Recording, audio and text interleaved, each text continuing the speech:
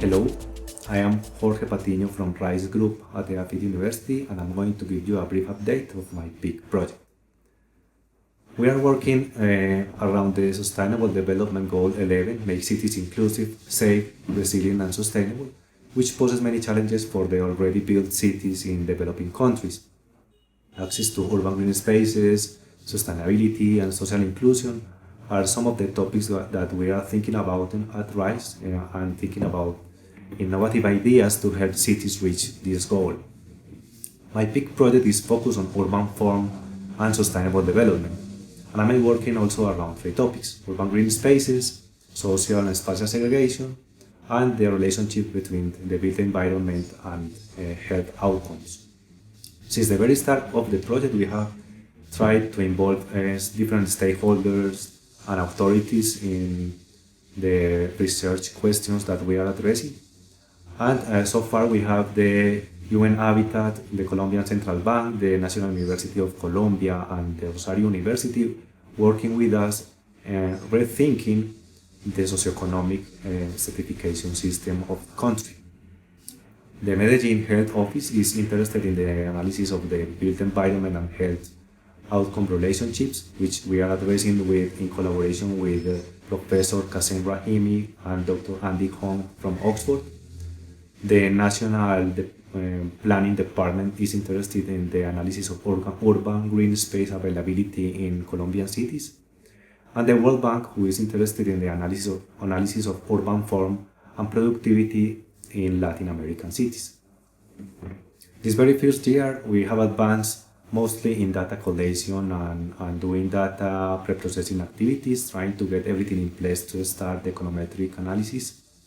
And also we have made many events and different meetings with different stakeholders, trying to analyze with the research questions, to find interesting topics to think about, and also trying to get data from them to do our analysis. In this project, we use mostly a quantitative approach based on geospatial data and satellite imagery. And we use different data sources to integrate many different metrics about the places that we study. For example, we use data from OpenStreetMap to extract intersection density metrics at neighborhood level, and then use the satellite images from Landsat or Sentinel program to map the urban green spaces at the neighborhood level. And then we couple that information with the diseases incidence rate provided by the health offices, and then we can start doing the quantitative analysis between the two things.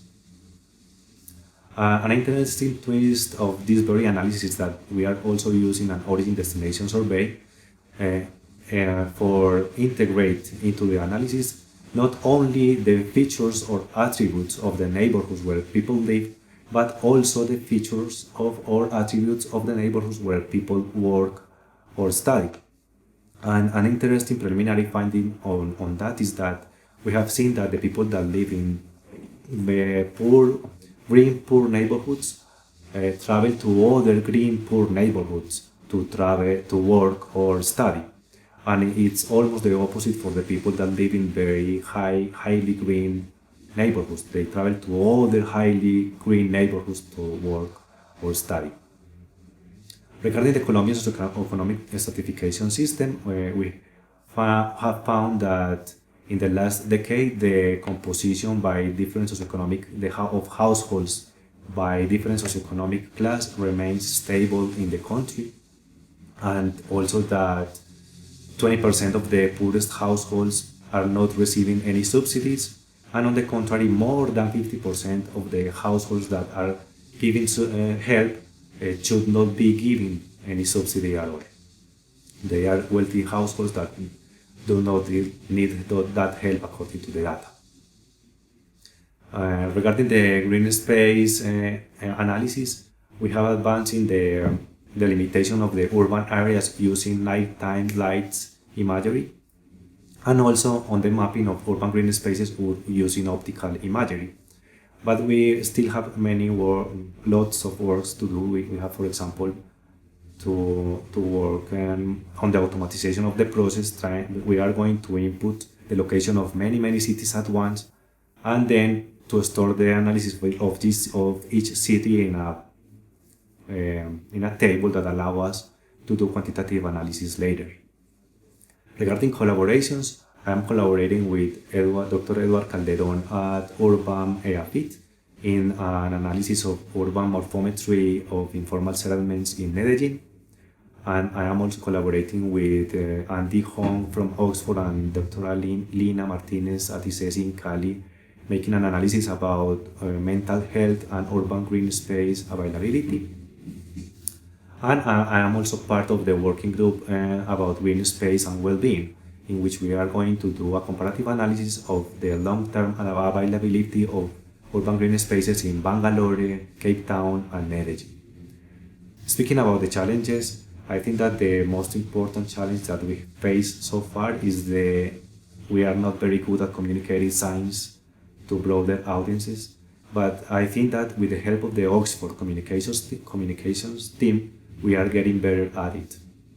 And another challenge that I have found is that we are trying to implement the analysis and everything using tools that allow us to document and to replicate that analysis at any given moment. And that required coding skills that I didn't have at the beginning of the project. So it's been a very steep learning curve, but it totally worth the trouble because now I can go back and see exactly what I did with the data, and I can replicate that at any given moment. And lastly, it may seem that we are very focused on the P of the PIC acronym because we have a very quantitative approach.